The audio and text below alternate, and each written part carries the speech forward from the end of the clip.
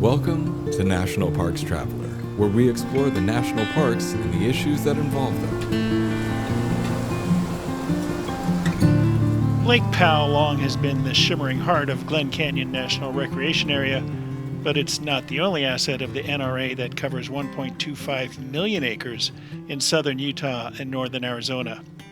This is Kurt Repanshek, your host at National Parks Traveler. Last year, I had the good fortune to visit Glen Canyon NRA twice. Once in May to kayak Lake Powell for 4 days, and then in July when I backpacked into the park's backcountry to not just admire its beauty, but watch efforts to reverse the spread of invasive vegetation in the park. But all is not well with the NRA. A long-running drought, said to be the longest in roughly 1,200 years, has left Lake Powell at its lowest level since it began filling in 1963. It reached its full impoundment in 1980. But shrinking snowpack levels in the Colorado River drainage in recent years has failed to generate enough runoff into Lake Powell to more than offset the water running through the hydroelectric generating station in Glen Canyon Dam and down into Glen Canyon National Park. To discuss the state of Lake Powell and Glen Canyon NRA as a whole, we've invited Glen Canyon Superintendent William Schott to join us. We'll be back in a minute with the superintendent. Whether it be strategy, business planning, change management, board development, executive search, or diversity planning, Potrero Group is here to help. They mix a depth of experience in the parks and land space with the breadth of best practices from other industries. For more information or to schedule a preliminary conversation, go to potrerogroup.com, P-O-T-R-E-R-O, group.com. The Yosemite Conservancy helps visitors connect with Yosemite through adventures, volunteering, and the arts. It's the only nonprofit dedicated to supporting Yosemite National Park and funds grants to improve trails, restore habitat, protect wildlife, and inspire the next generation of nature lovers. Learn more at yosemite.org. The Everglades Foundation, the only organization whose sole mission is to restore and protect America's Everglades. Learn more at evergladesfoundation.org. The Blue Ridge Parkway Foundation is the primary nonprofit fundraising partner for the Blue Ridge Parkway. It is made up of people who have a deep love for this majestic road and want to ensure that its natural beauty and the experiences it offers endure for generations to come. Show your appreciation at brpfoundation.org.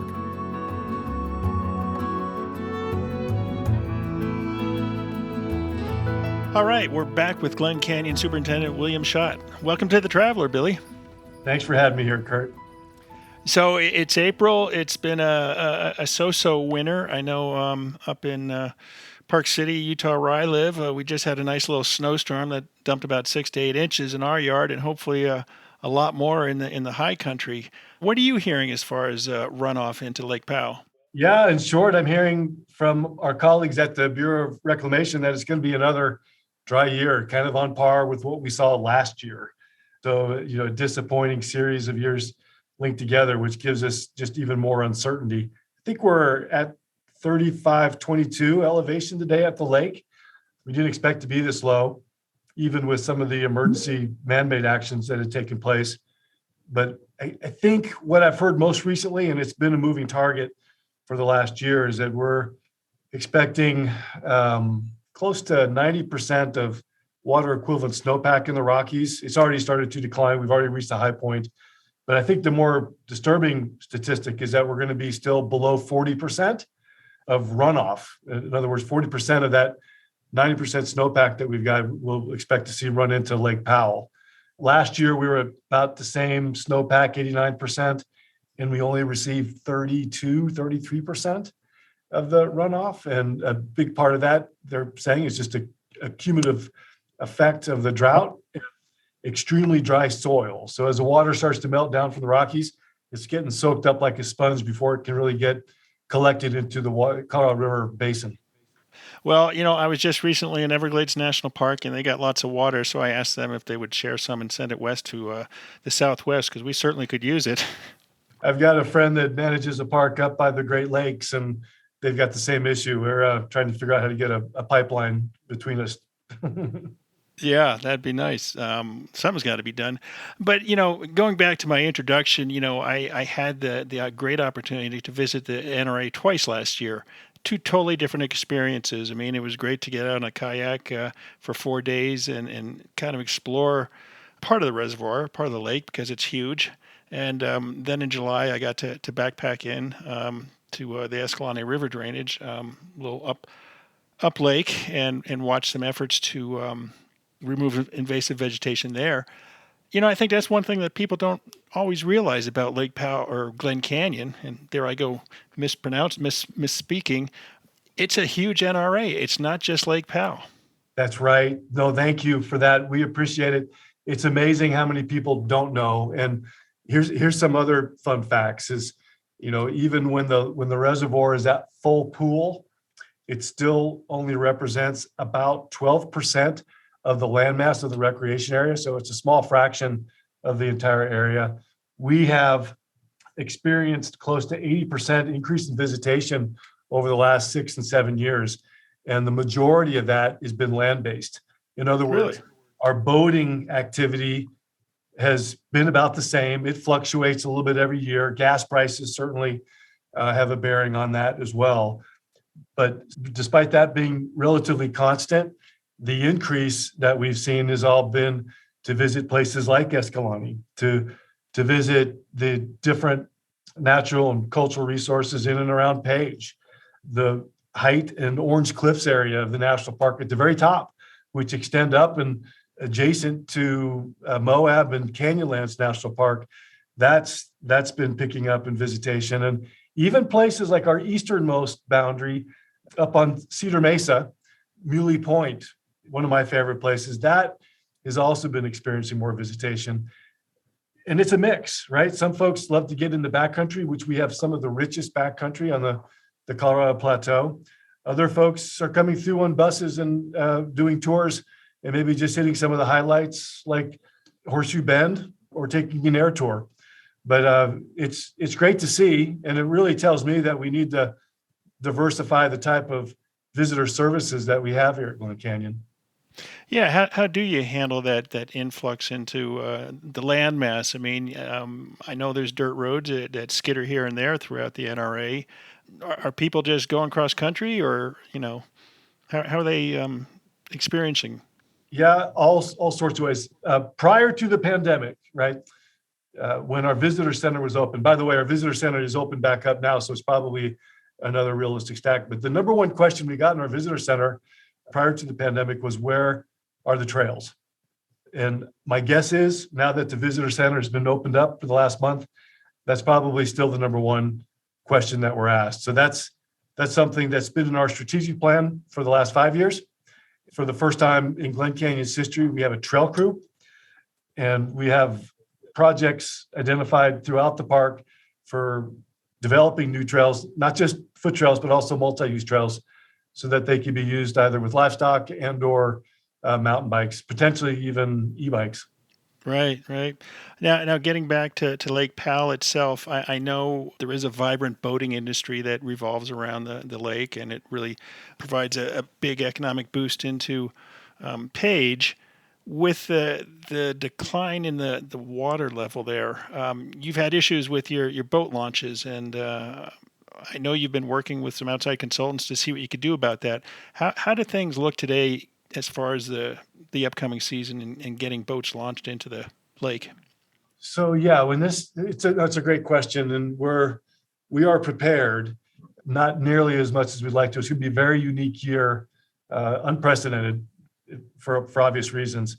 We have today one operable ramp on Lake Powell. Typically, at high water levels, we have 11, and we're down to one, and it's the State Line Auxiliary Ramp located outside of Page, Arizona. That ramp continues to be under construction until the water starts coming back up here in a couple of weeks, and so it'll get down to the lowest level that we can build it this season, and we'll continue to build that down next year if the water does get lower.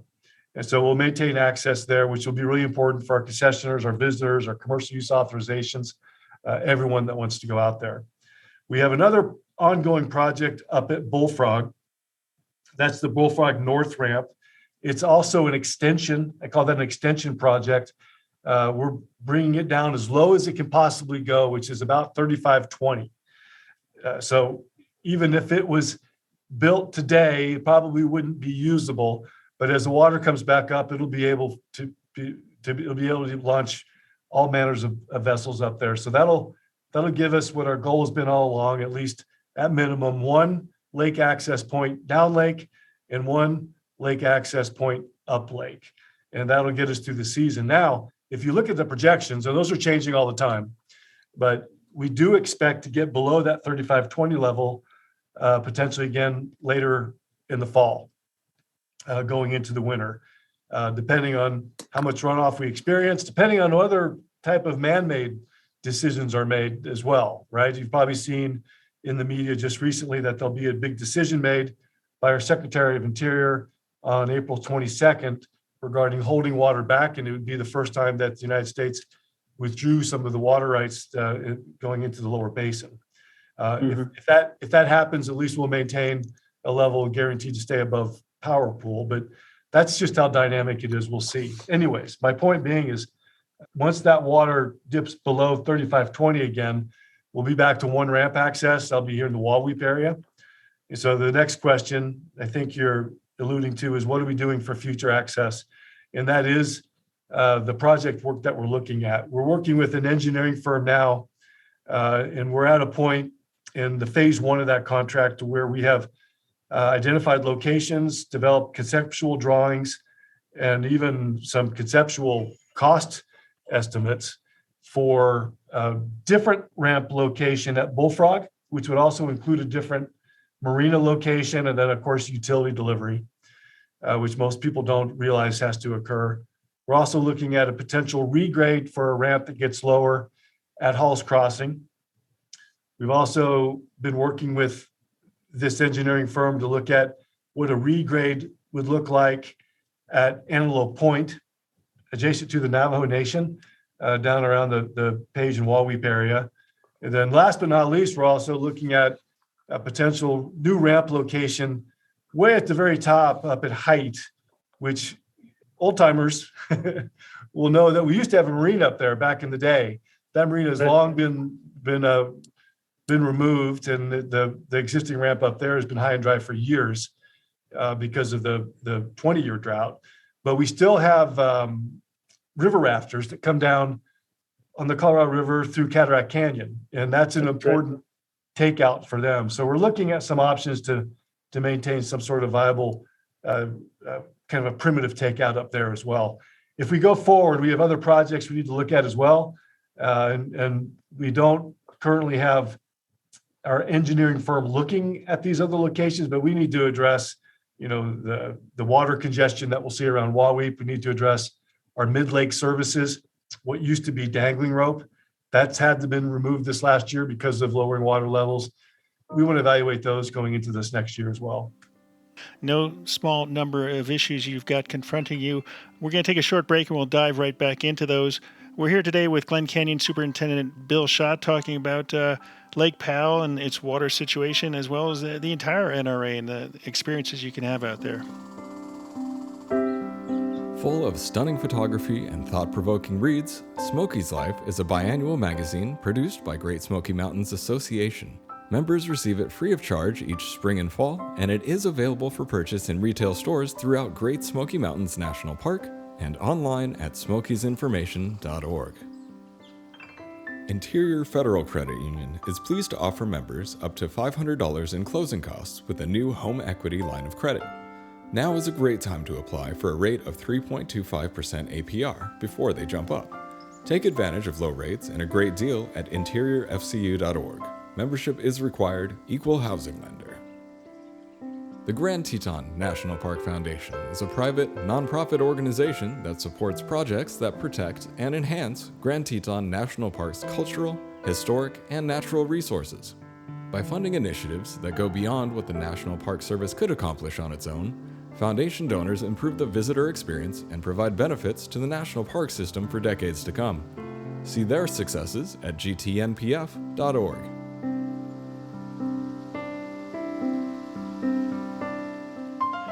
We're back today with Glen Canyon Superintendent William Schott.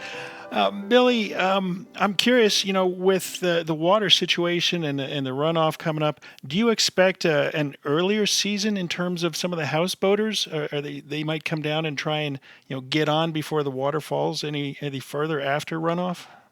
Boy, Kurt, that is the $1 million question. And I was just driving around the park this morning and looking at what type of visitation we're starting to see already during this month. And it's hard to guess. One of the things that affects, you probably know this already, that affects National Park Service visitation the most is gas prices. And so that's going to play a role. And I think it even affects us more because of the amount of gas some of these vessels use on Lake Powell. With Sure. that said, we're seeing a lot of folks come to Glen Canyon already, and our visitation stats through the entrance stations don't indicate a big drop. We're still seeing the type of visitation close to, not on par, but close to what we've seen in years past. So it's a real guess. What I do know regarding the houseboating is that folks are desperate to get their houseboats on the lake.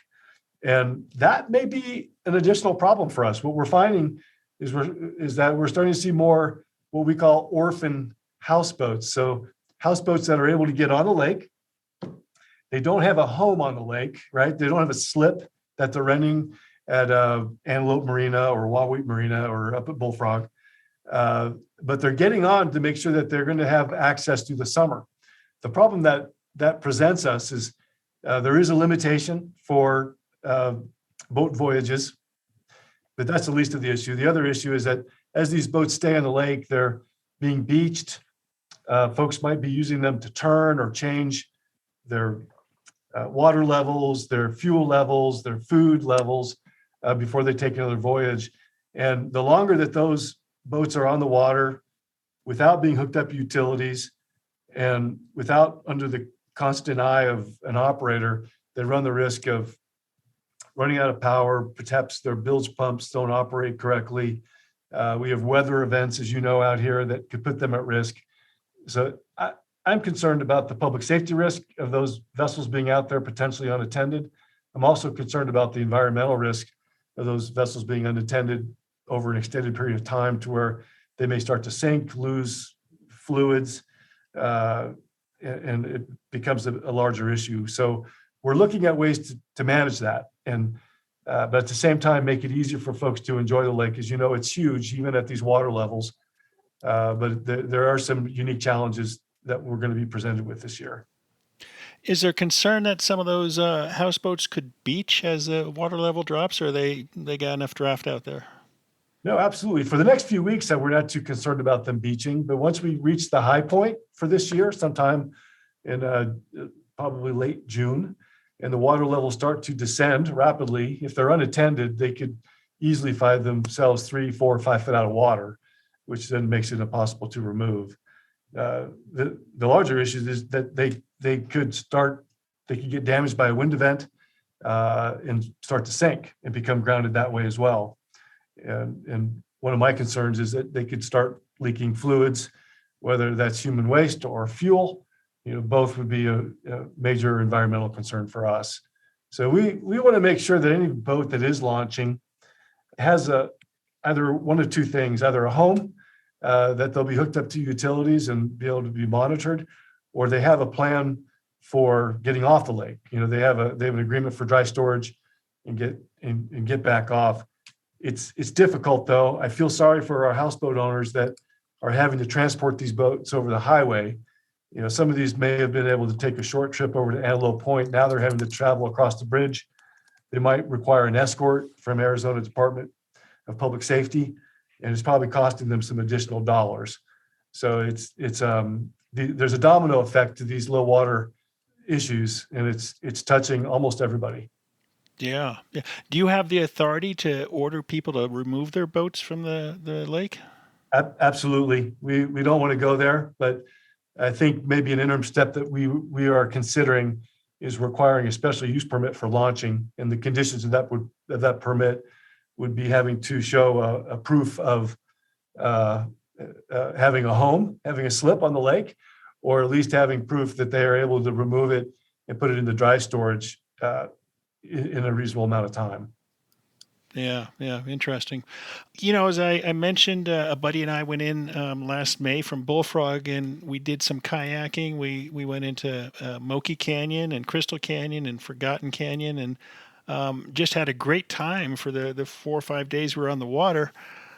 There's been a lot of talk over the years about the incredible canyon country that the lake put underwater, and now that the lake is going down, a lot of that canyon country is coming back to life and accessible and whatnot. In light of the situation with the boat ramps, are you seeing more muscle-powered craft? People who don't need that concrete launch to get their boat into the water, they can just carry down the kayak or whatnot on their shoulder and launch that way. Yeah, we have seen that even prior to the low water crisis that we're experiencing now and over the last year. We were seeing a huge increase in non-motorized paddlecraft, kayaks and paddleboards, and it's taken off. It's become a very vibrant cottage industry here in Page, Arizona, both in terms of renting and guiding and outfitting with these type of craft. And as you know, obviously from your most recent experience, it is just a phenomenal landscape to experience from a paddleboard or from a kayak.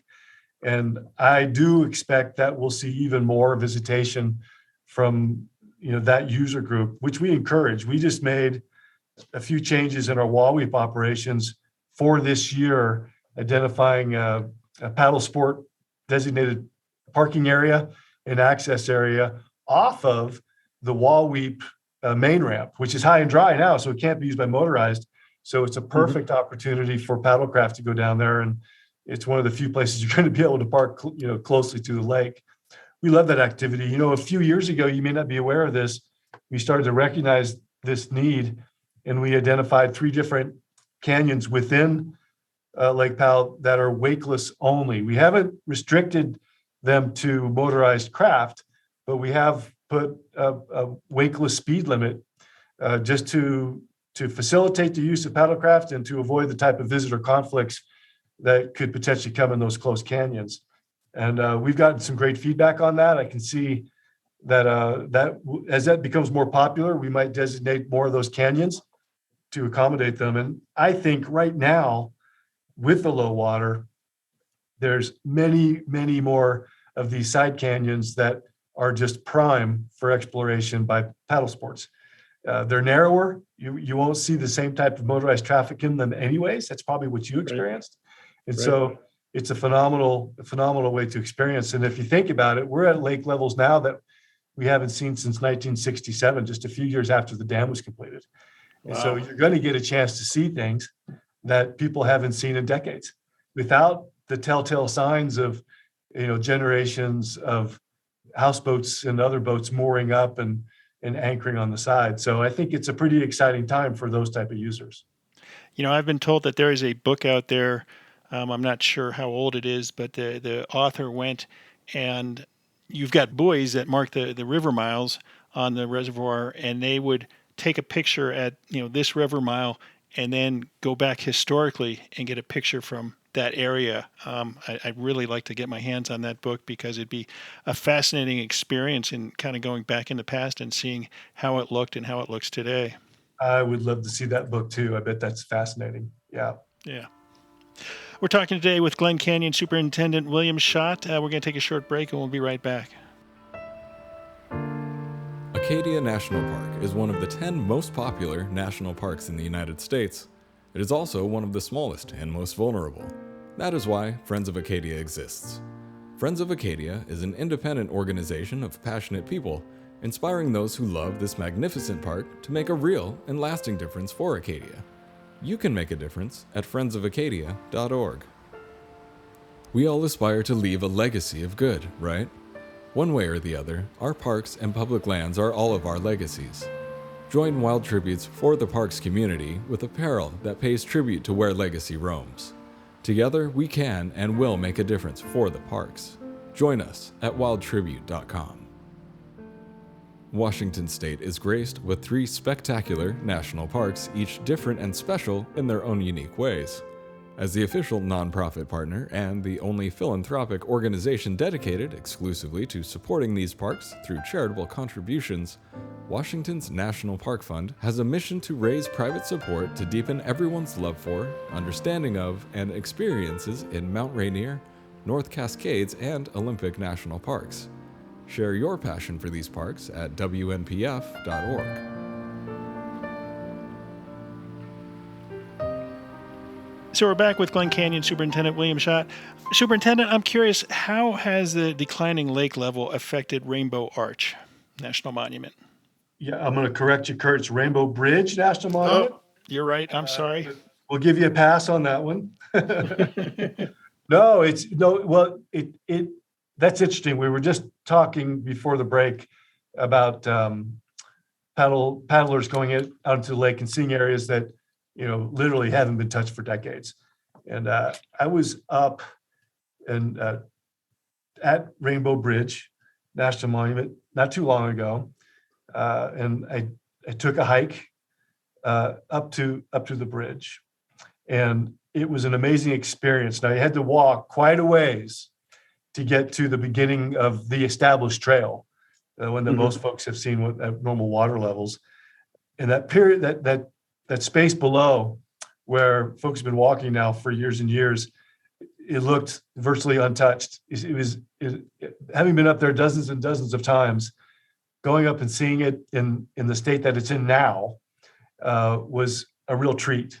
You began to get a sense of what that area may have looked like, right? Long before Glen Canyon Dam was even an idea.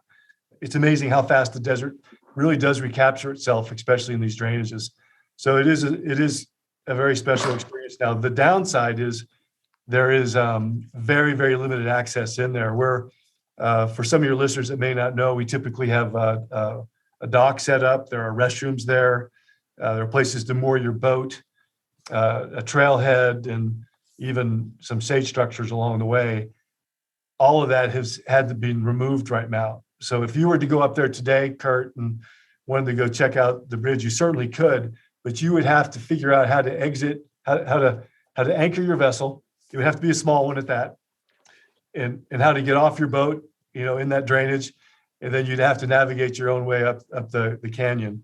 If you're able to do all that, it is well worth it. But one of the disappointing things for this season is we won't be able to have the tour boats go up and show the thousands of visitors that we typically see it in a normal year.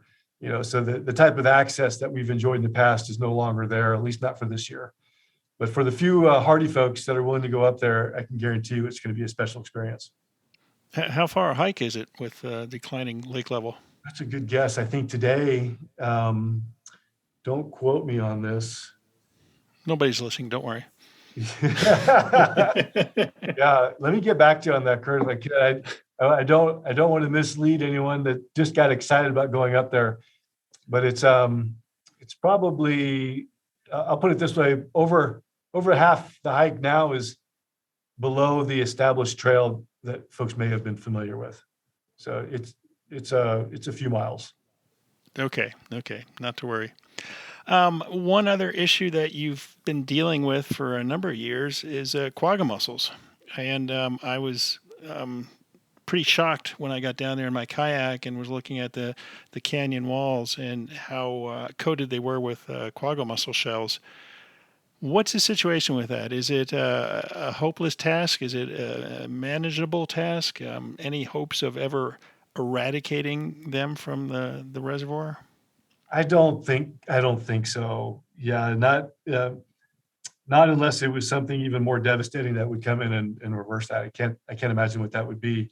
For several years, quagga mussels were first identified as a risk to these waterways. I'm really proud to look back at history and see that this park spent 10 years in a prevention program. So we had personnel on the ramps. We were inspecting vessels before they came. Of course, a huge education component and a monitoring component, and a ton of research occurring at the same time.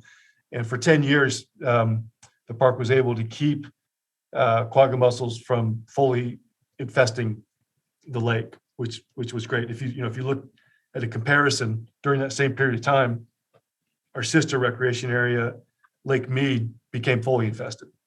Right. And so that was a great success. However, after about 10 years, the battle was lost. The lake did become infested, and we shifted our program from a prevention to a containment.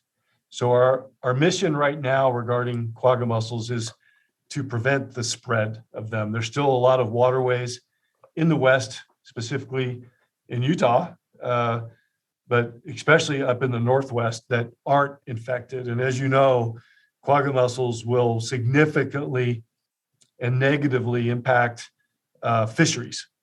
And Right. so, just through being good stewards, we are doing everything we can to prevent the spread of mussels from this enormous waterway, and having them infect other waters in the state and surrounding states, and especially start to impact the fisheries in the Northwest. That's a huge economy up there.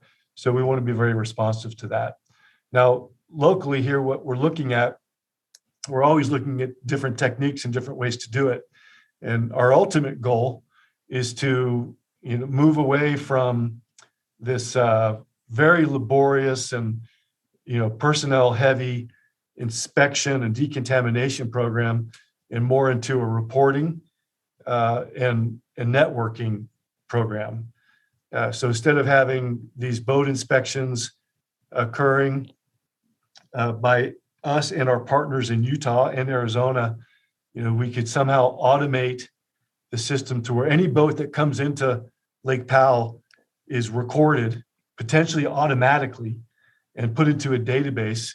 And then those land managers and stewards, say up in northern Utah or up in the Northwest, they would have record of that. So if that vessel showed up, they would know to either quarantine that particular vessel, look for proof of decontamination, or simply just not let them go in. And I think it's that type of communication network that is going to be the key to preventing the spread of these mussels any further throughout the United States, especially up in the north. We're always looking at other options, though. We are now running on, I believe this will be the third year of a very successful pilot program that we've done with the state of Utah. We have a dip tank. It's just an expedited method for decontaminating vessels, especially those vessels that hold water. We have a lot of vessels, they call them wake vessels, and they've got these enormous ballasts of water that they pump in. They're extremely difficult to clean, but these dip tanks are now making that really easy and risk-free for when they leave. Mm-hmm. We're also looking at other tools. There's something very interesting being worked on that uses ultrasonic waves to prevent the quagga mussels from massing on critical infrastructure. It doesn't get rid of them, but it keeps them preventing infrastructure damage. And it could be extremely important for us in the future, because if that were to work, it could allow us to filter the water that goes out of Glen Canyon Dam. And that, Kurt, when we have time, there's all sorts of natural resource issues associated with warmer water and lower water going through Glen Canyon Dam and entering into the Colorado River below us. Your inspection program, I was really impressed by it last year when we came off the lake and we're heading out. We had 2 sea kayaks and, of course, we had our car down by the boat launch and we loaded up everything there, and everything got, a lot of stuff got stuck into the kayaks, and we drove up to the inspection point, and the young lady told us to take everything off and had to climb up there and take it all out. But boy, she was thorough. I was really impressed by it. And, as far as, that automated tracking system that you mentioned, how would that work with a sea kayak? I mean, if there's no, boat number on the hull. Right. No, you bring up a good point. It would, I think there's always going to be a need for, some sort of personnel heavy presence, right, to catch that. The answer is I don't know, right? I think that's what we continue to look for, and we're hoping 2 things. One is that private industry will get a toehold for the decontamination we think there's a lot of money to be made by private industry rather than have that be a government service. And then we also think that there's a lot of innovation out there and new technology that we'd like to see the private industry bring to us to test. And I'll advertise right now, we're open to any pilot program that could help us start to strengthen and automate our containment program. It's real interesting, of course. You've got your partners in the Park Service as well as the states that contain national parks with water bodies in them, and I know they're all working their hardest to monitor watercraft coming into their parks and their states, and so far they seem to be doing a good job. As you know, I'm sure up at Yellowstone they spotted a houseboat or a pontoon boat, I guess, that had been in Lake Powell, and they found a quagga mussel on it. I can't remember if it was a live or dead one, but nevertheless, that type of scrutiny on watercraft going throughout the country, throughout the region, is pretty impressive. Yeah, no, it's all of the national parks units that have bodies of water up north are extremely worried about this. I know they're putting a lot of resources toward their prevention program, and I hope they keep a prevention program and never have to transition to a containment program. It's not a lot of fun, but it's a worthwhile endeavor. Yeah. Well, we'll see how that goes. Superintendent, thanks so much for the update today. I know you've got a lot of big projects to deal with and figure out how best to approach them, but it's been great to catch up on the situation down there at Glen Canyon, and I know a lot of our readers and listeners are looking forward to getting down to Lake Powell and exploring the landscape as well. Well, Kurt, thank you. I know you're a real advocate. Thanks for inviting me today. And especially thank you for enjoying your public lands. Glad to know you're out there. It's a great place to be, that's for sure. Take care now. That's our show for this week. We hope you enjoyed it. Next week, I'll be sitting down with Everglades National Park Superintendent Pedro Ramos to discuss a wide range of issues, from invasive species at the national park to restoration of the River of Grass and Everglades National Park's 75th birthday this fall. Also, in mid-May on the Travelers Monthly webinar, I'll be with former National Park Service Director John Jarvis and his brother Destry to discuss their upcoming book, National Parks Forever, 50 Years of Fighting and a Case for Independence. The book delves into the politicalization of the National Park Service and calls for the agency to be broken out of the Interior Department. Watch nationalparkstraveler.org for the exact date of that webinar. For The Traveler, this is Kurt Repanshek. See you in the parks. The composers and musicians at Orange Tree Productions have created a unique collection known as the National Park Series that has grown to include more than 30 CD titles. Composed against the backdrop of a park's sounds of nature, these musical scores will connect you with these beautiful places and take you there, at least in your mind. This collection is the #1 selling national park audio series in the world and provides the background music for National Parks Travelers podcasts. Visit them at orangetreeproductions.com. Editing and production work for the National Parks Traveler podcast is done by Splitbeard Productions. You can learn more about us at splitbeardproductions.com. National Parks Traveler is a 501c3 nonprofit media organization that provides daily editorial coverage of national parks and protected areas. Traveler's coverage is made possible by reader and listener donations. Visit nationalparkstraveler.org.